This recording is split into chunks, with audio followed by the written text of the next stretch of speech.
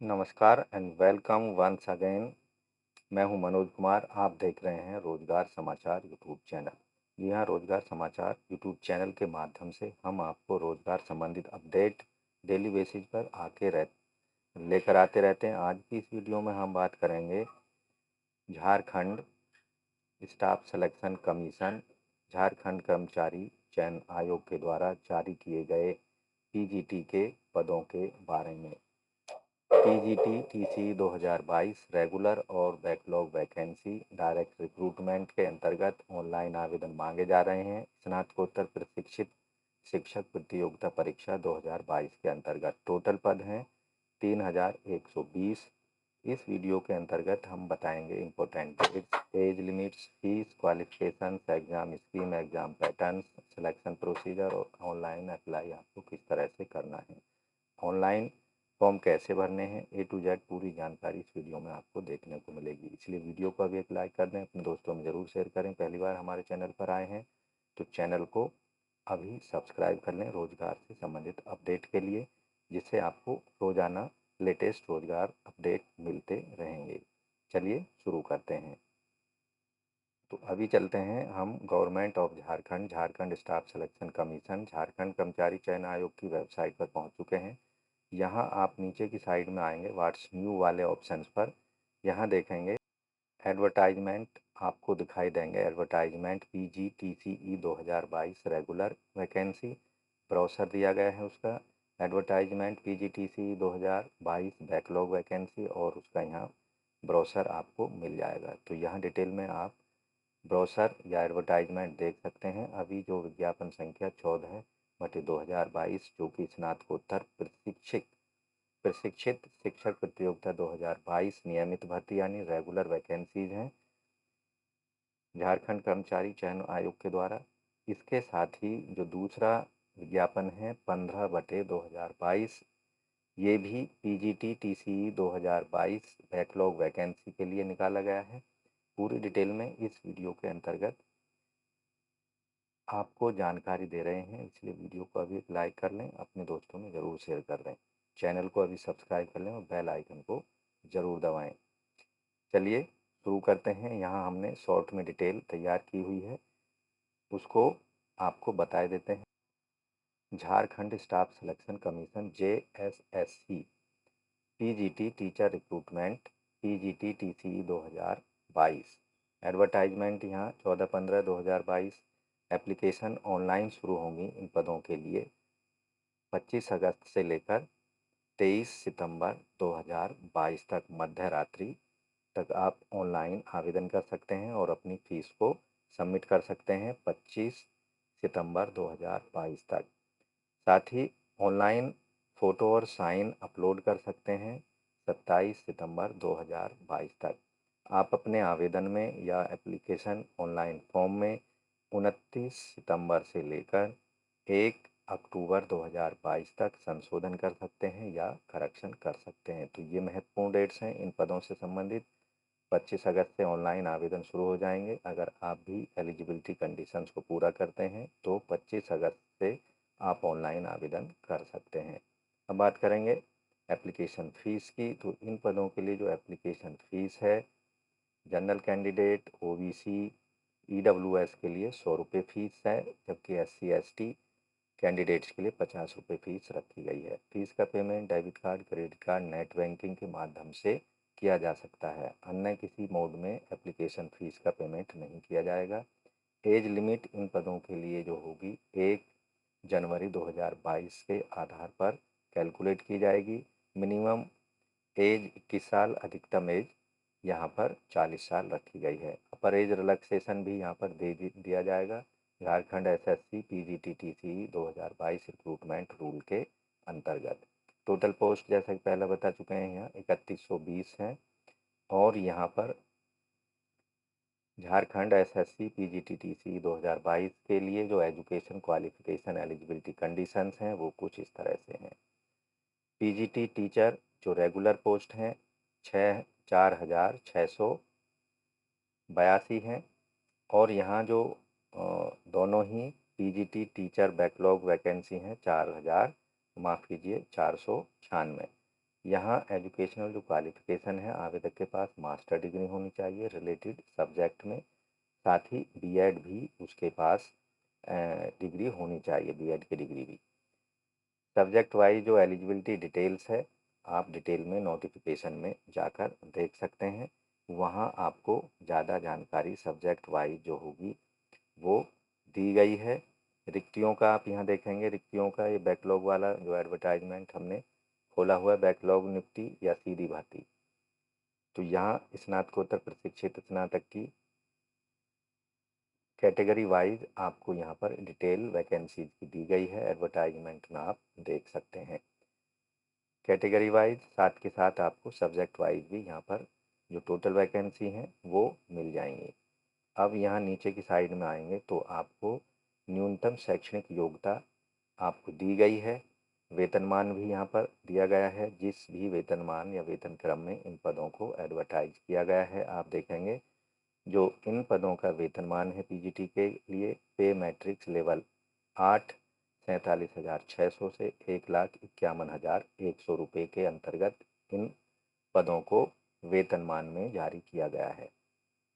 तो यहाँ आप न्यूनतम शैक्षणिक योग्यता डिटेल में एडवर्टाइजमेंट में जाकर देख सकते हैं।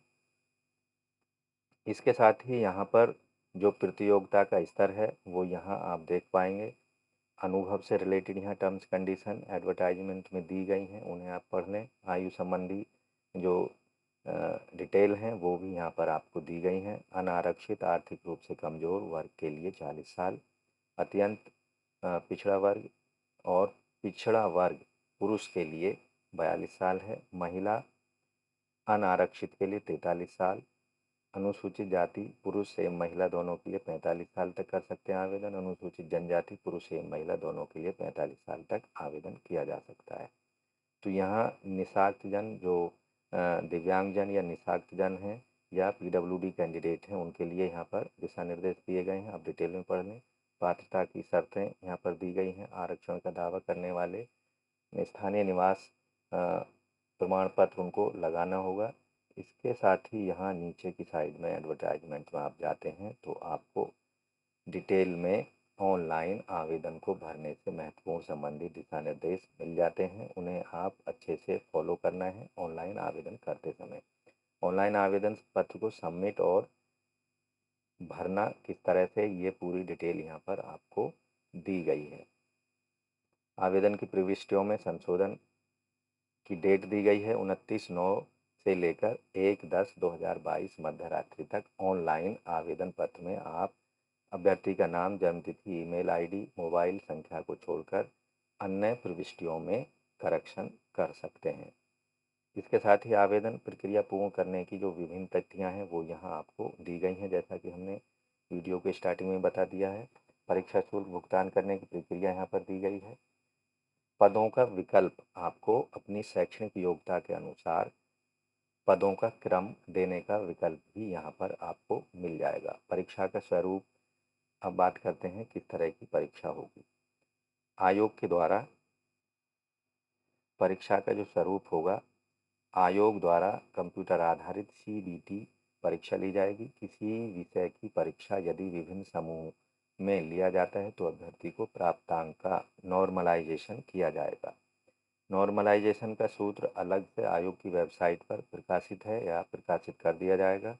कंप्यूटर आधारित परीक्षा का जो आधार है अभ्यर्थियों की मेधा सूची, यानी जो उनको नॉर्मलाइजेशन के द्वारा जो अंक मिलेंगे उसके आधार पर एक मेरिट लिस्ट तैयार की जाएगी।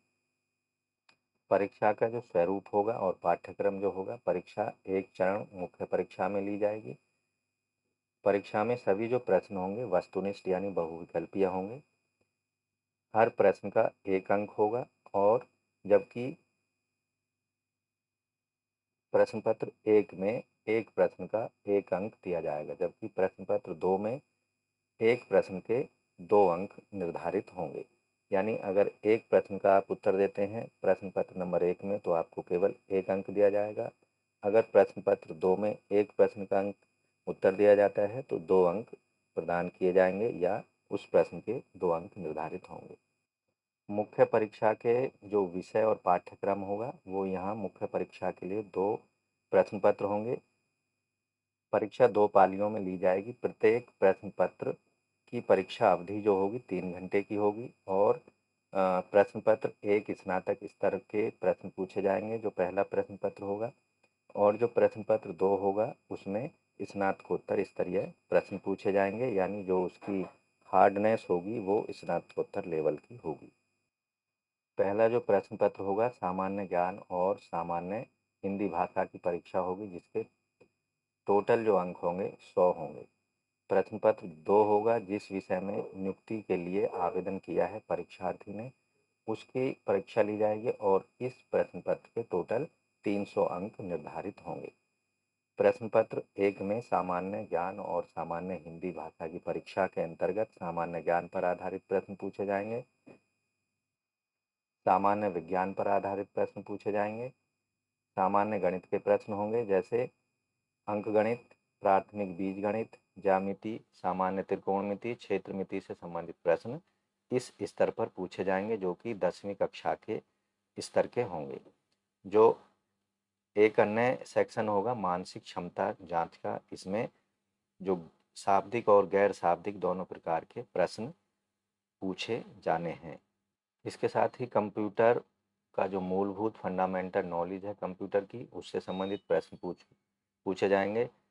साथ ही झारखंड राज्य के भूगोल, इतिहास, सभ्यता, संस्कृति, साहित्य, स्थान, खान, खनिज उद्योग, राष्ट्रीय आंदोलन, झारखंड का योगदान, विकास योजनाएं, खेल खिलाड़ी, व्यक्तित्व, नागरिक उपलब्धियां, राष्ट्रीय अंतर्राष्ट्रीय महत्व के विषय, इनसे संबंधित भी प्रश्न सामान्य अध्ययन या सामान्य ज्ञान के अंतर्गत पूछे जाने हैं। प्रश्न पत्र का जो सेकंड पार्ट होगा उसमें हिंदी भाषा से संबंधित प्रश्न पूछे जाएंगे। हिंदी भाषा ज्ञान के अधीन हिंदी अपठित अनुच्छेद यानी अनसीन पैसेज और हिंदी व्याकरण पर आधारित प्रश्न पूछे जाना सम्मिलित होगा। जो प्रश्न पत्र 2 होगा जिस विषय में अभ्यर्थी ने आवेदन किया है उस विषय से संबंधित पाठ्यक्रम परिशिष्ट जो 8th है उसमें यहाँ पर आपको दिखाई देंगे।